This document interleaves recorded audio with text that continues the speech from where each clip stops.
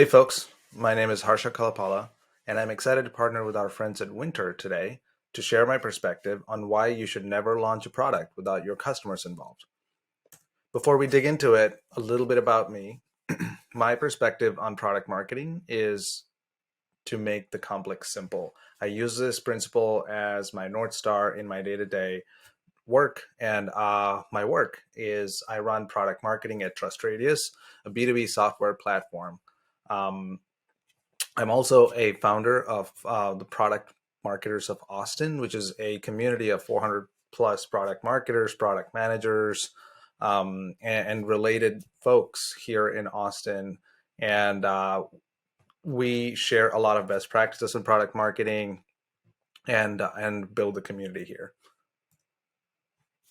So getting into the topic, right? There are several ways to launch a product really well.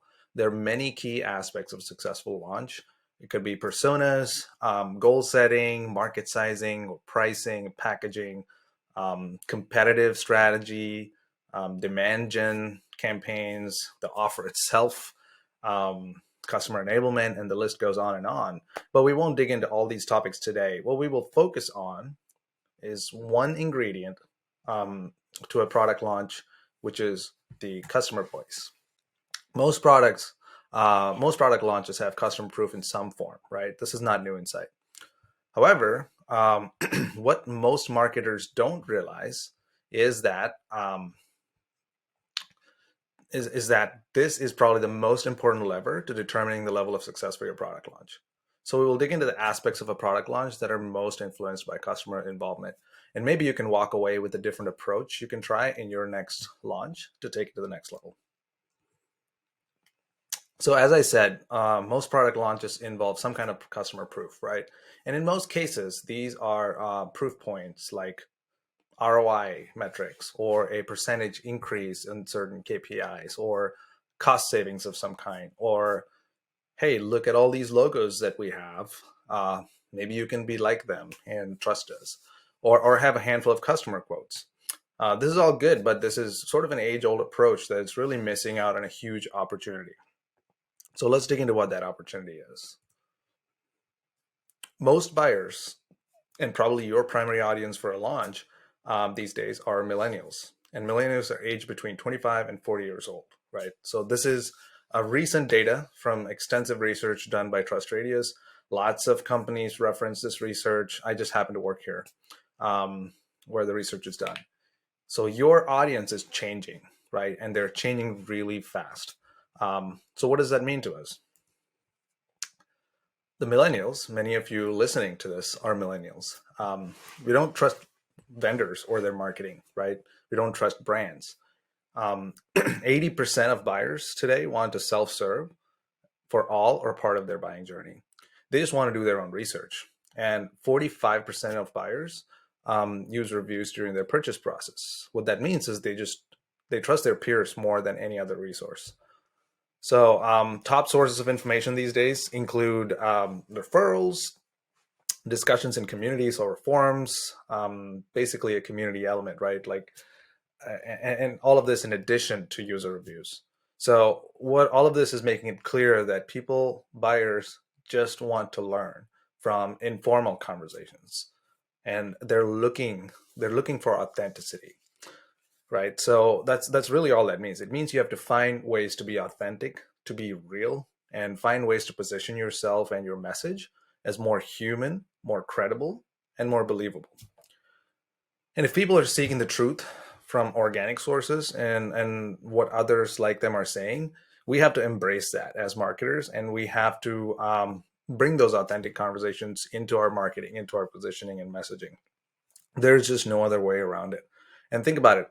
How do you do your shopping and research today, right? It's not any different. So there are many conversations going on about this right now that seem to be picking up steam. So experts and influencers are making a lot of noise about this in different ways. People are just simply seeking the truth, right? So Chris Walker, if you're familiar with him, CEO of Refine Labs, he's talking about the dark social. And there's a lot of conversation around that. It's basically people that are um, having their conversations about research about your products with their colleagues in conversations that are just really hard to track, and you just don't have any visibility into them. Sixth Sense, we have a close partnership with them. The crew over there is talking about the dark funnel, which basically is shedding the light on who is doing that self-serve research, as we talked about, without intentionally revealing themselves, right? So related to all that, buyer intent data is becoming more and more popular and attractive for marketers. And I find myself just neck deep in building our go-to-market strategy at Trust Radius around buyer intent data, and that all of that fuels this movement. So this just isn't my opinion, right? It's just what's going on out there.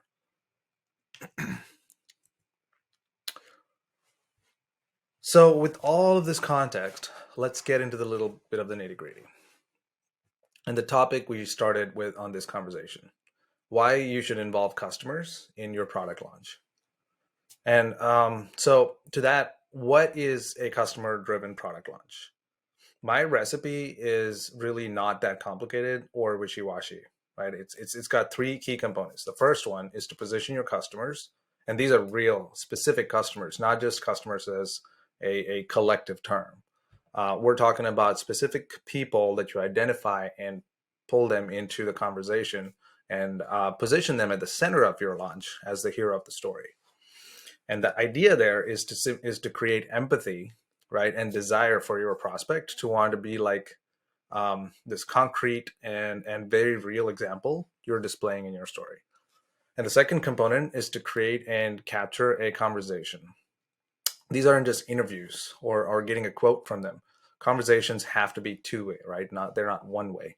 It has to be a dialogue. And the third component is to take advantage of soft launches. You may know this by other names. It just has a different manifestation depending on the company and the culture there. But let's dig into that in a little bit. All in all, the picture I'm trying to paint is that it is really, really important for us as marketers to partner with your champion customers. These are think of them as your biggest raving fans, to get yourself the edge that you need to make your product launch stick and drive results in this noisy world that we live in. So let's zoom in on the first component. You have to pick real customers as the hero of your launch story, right? Your product is not the hero. This is really, really important for us to. In theory, yes, obvious, right? But we tend to get caught away in telling our story from our perspective, and we a lot of times, I personally have made this mistake, despite knowing this, that we have to make the customer the hero. And your product is not the end game either, right? It's not the end of the story. Your customer should be the hero of the story, and the solution or the outcome should be the real end game. And the role of your product is to be a guide to help your customers get there. I didn't just make this up, right? This storytelling technique is used by Disney, Pixar, and in many other tried and true situations. It is aligned with the famous story brand framework that told by Donald Miller. Great book if you haven't read it. Now the messaging has to tell the story with the customer at the center, right? When the customer isn't, and you make your product they're not at the center, and you make your product or the company at the center of the story, this is what it sounds like. You see this on LinkedIn posts all the time. We're proud to announce or announce this new integration or this new product, or we're excited to launch this new initiative or product. Or company X is now enabling people, like you're doing the world a service. And this just sounds like it's all about me, and me, doesn't it? Right? This isn't old school. You actually see these posts on LinkedIn all the time, even today. This is not what the new age buyer wants. This is not what I would want as a buyer. We want to look for authenticity, right? So now when you put your customer's journey at the center of your launch story, it will look more like this narrative on the right side. Emily is killing it at our job. And not these exact words, but this is just the type of narrative that you would see develop when it's done right. Emily's really killing it at her job, and she's tackling this challenge we all have with this new tool that we just happen to make. And here's how you can be like Emily. And if I pick the right customer, her story will be aspirational and resonate with most of my target audience, right? And that's the kind of the objective you want to get to. You can certainly guide the conversation in the form of questions, and but not opinions, right? But the second component here is to create a conversation between those customers. The key here is to make sure you bring in more than one customer, right? Otherwise, it's not a conversation; it's an interview. It's important for the brand to be the platform for the conversation. You can be the conduit for it, but not one of the speakers of the conversation, right? You're in there, you're a host, but that becoming a speaker and not being able to resist that temptation, that sucks any authenticity and credibility right out of the story. And but you can certainly guide the conversation in the form of questions, but just not opinions, right? Like when you do a show and tell session with, like, say, one customer, which happens most of the time I see, it becomes an interview. It's helpful, don't get me wrong, it's helpful, it has an impact and it can be powerful, but um, it's still an interview. It's not a conversation. And conversation is where the magic happens. But when you bring in a couple of customers on stage and just create the environment for them to talk about the topic on hand, in a helpful way, now that's a conversation. So at the end of the day, your buyers want to hear real talk, not biased marketing speak. Um, some ways to create a venue for these conversations are by webinars, community events, fireside chats, and user groups, like some examples I put down there. At the end of the day, you want to create an environment in a situation where real talk is created, right? Like, and your customers just want to hear that real talk. So let's look at the third component. Um, the third aspect is to take full advantage of the soft launch. So you may call this a beta period, depending on your company's language and your processes, or the way we prefer to call it at Trust Radius, in our company, is early access. So a beta period or early access is not just for your product team to test their bugs and cover their ass, right? It's actually a marketer's best friend if you embrace it. So here's some good reasons to be a champion for a beta or a soft launch at your company.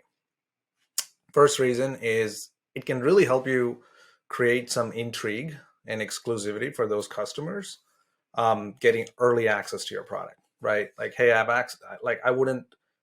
The way you position this can really make them feel like they're getting something special as being part of your network. And it shouldn't just be a gimmick, right? It actually is. You're inviting them into. You're not just like blasting it to all your customers, but you're inviting select people who qualify, who are the right fit for trying things early. Um, and I recognize it's not always possible in the same way across companies, right? But I do believe when you get creative on how you can simulate this experience with your customers, it can really pay off dividends. So the second reason here is it gives you time and a canvas to capture proof points and case studies that you can use in the launch itself. Now, that is a lot of ammo for a marketer to play with. A lot of marketers I know I did, work really hard to capture proof points like that. And you can give yourself the time, the space, and context to engage with your customer and capture those. So the third aspect is, you tie it back to our theme here, right? Is to pump all your public launch full of authentic content and real stories, right? You can really get to that bottom line, which is being able to use this platform, use these conversations to then fuel them with authenticity for what people are looking for. And these soft launches, you know, once I kind of saw it from a different angle, have been a big advantage, to drive success for a product launch. Now, to give you a real concrete example, this is a launch our team pulled together recently. Trust Radius and Sixth Sense, which is a really solid, a platform for ABM campaigns, we partnered with them on an integration to get really high quality buyer intent data from Trust Radius into the 6sense platform for all their customers to access and use in their ABM campaigns. So this can be really powerful if utilized properly. So we picked a couple of common customers who have been champions and as I said before, raving fans of both brands, 6sense and Trust Radius, and they've also seen really good results lately. So they got good outcomes prior to the integration with the manual approach, but the value really doesn't change, right? So we led our marketing highlighting the stories of Alex at WatchGuard and Emily at Planful. And like I said, both are customers of both 6sense and Trust Radius. We introduced them before bringing them into the marketing. We built a relationship between them, so it kind of sparks a good conversation. And we led with building a conversation through a webinar a couple of months ago, and it created really, really good organic and authentic traction. If you squint your eyes, you can see a comment from Sean down there, who is a sales leader at WatchGuard, on Alex's LinkedIn post sharing and promoting the webinar before it happened. Sean said how Alex is a superhero at their company for using these tools and helping them do their job better. And you can bet that we pulled a screenshot up and talked about it in the webinar, and how our product helps make her, Alex, succeed and look good in front of her team. Right now, who wouldn't want to be like Alex and have the accolades she's had? And this is a true story. It is a true recent story.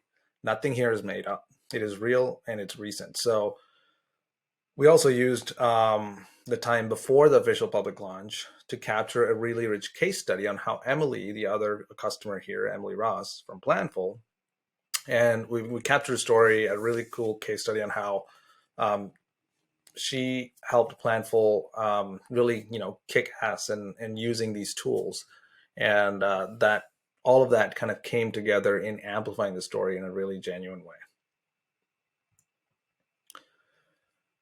Now, when we used that webinar, we also there was a really authentic dialogue between two customers, right? I was there as a host on the call along with another person from 6sense, Janine, who's a VP of customer success.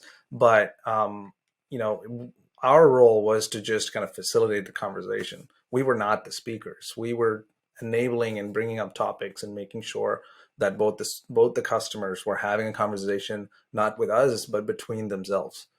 And so in addition to that, we got a handful of quotes from what they said on the webinar.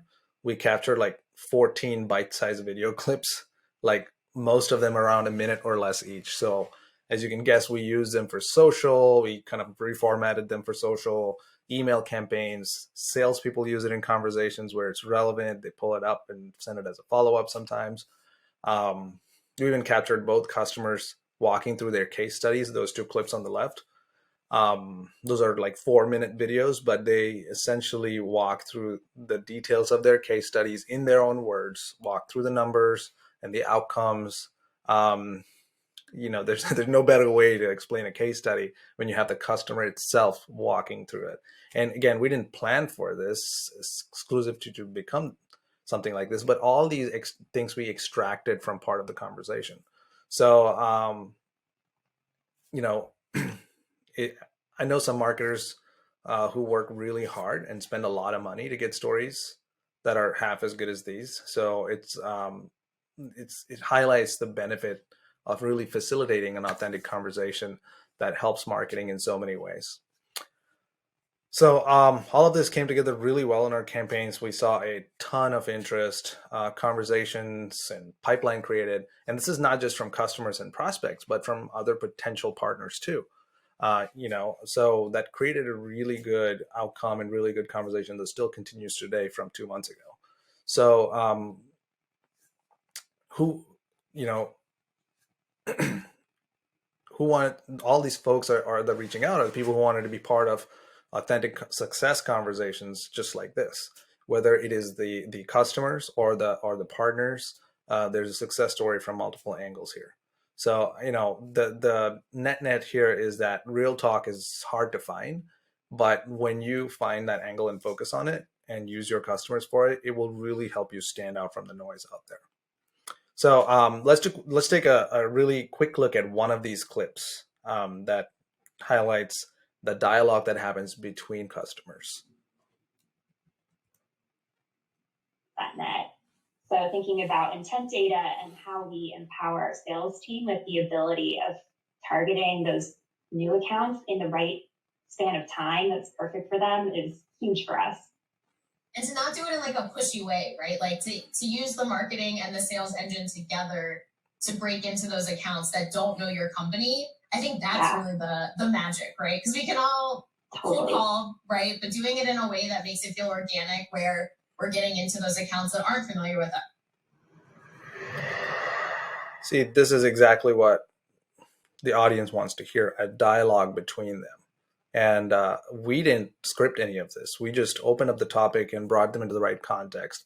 And, between Alex and Emily, it created really good conversation. This is just a snippet of what was peppered across that webinar. So again, this is just wanted to give you one concrete example of what we did recently that you can relate to, and maybe take some elements of it and bring it into your work. Now, all this sounds obvious and easy, right? But it isn't. Making stuff like this come together takes some work. And here's are a few tips that I could come up with to make it work for you. Number one, well, before all this, it's really important to pick the right customer and have a profile, right? And stories that'll resonate with most of your target audience. And these don't have to be big brand or big name customers. I try to prioritize story quality over brand names. Brand names are important, but what's more important is a story that's real, that has a wow factor to it, and that resonates with your audience. So that I think is more important. But to really get your customers to say yes, I think, guys, it's important for us to put ourselves in their shoes. What would get you to say yes, right? The number one thing is to provide value before you ask them for value. So what this means is like, you're essentially asking the customer for a favor. If you just do the net, it ends up being more of an advantage for you as a company. But you can really highlight their benefit, by building up to it, right? You can give them do things like giving early access to the product, like we talked about. Give them focused attention prior to the event, prior to even asking them about joining you on an event. Giving them focused attention to see success with the product, and make sure that they actually, feel confident about talking about results, and they don't feel like they're just supporting you because you're a partner. It's just to be a conversation about their story. So other ways is to connect them with other customers who solve a similar problem. When we connected Emily and Alex in this previous example before the call, they were both users of 6sense, and they were both doing ABM in companies in different verticals, unrelated, right? But their jobs are very direct. One of them had more experience than the other, and connecting them really helped them solve a problem beyond what we could help them with individually. So this is the kind of stuff that you can create to add value that makes them feel like, okay, I think it's my turn to help out here, and we can make this mutually beneficial. So getting them to do you a favor becomes so much more easier when you already did a solid for them. So the second one is keeping their time commitment low, and making the job really easy for them, right? So if you're doing a webinar, for example, if there's a pitch deck involved, you do most of the work for it, and give them opportunity to have input and refine it, because it's their dialogue. But like if you're putting together the case study slides for them, do most of the work, give them less to work on, and work around their schedule to bend over backwards to do that, right? So these are little things that will add up to make it easy for them, not just to do it one time, but to come back and be part of your conversation over and over. So using their time to do things that are more important, like reporting on the outcomes, being your advocate, helping you spread the word on social, that kind of stuff is more important. And finally, number 3 is to just make them look good. It's not just your campaigns, not just on your campaigns, but really show them how they added value to their company, their customers, and think about how this add values to to that person's career story as well.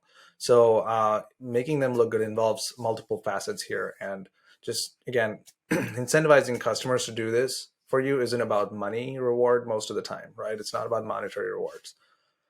Finding out what drives them on an individual basis and addressing those are important. So once you set this up and build a story, make sure to amplify the message using your networks and their networks as well, right? Ask them to spread the word on social. They'll be more than happy to do, because you told a fantastic story, you made them look good. And this is something that they want to also teach other people and share their insights with the world. Now, to wrap everything together, here are the 3 things to take away if you remember nothing else, right? The first thing is to remember that your audience is changing rapidly. Millennials rely on their peers more than what marketers and brands have to say. We talked about this in the beginning for a little bit. It's just really important to kind of zoom out and understand the big shift that's happening that we as marketers have to adapt to. Second, people are looking for real talk from brands, right? And that comes from giving your customers a platform to connect and speak out on a stage. And the third is that your customers are the secret ingredient that you can really blow up, that can really blow up your product launch and make it memorable and make it impactful. So your customers is your secret sauce that gives you that edge to compete and kind of come out on top in a very, very noisy world. So all of this applies to B2B, B2C, SMB, mid-market, enterprise. I don't think there is a limitation here. So my experience is mostly in SaaS and tech, but I believe most of these ideas apply to any industry, whether it's healthcare, retail, finance, etc. So at the end of the day, even B2B is marketing to people, just people within an org, versus marketing to people directly in B2C, right? So if you got value from this lesson, I'd love to connect with you. So find me on LinkedIn, or you can reach me at howdyharsha@gmail.com. Thank you all for listening to my take on this.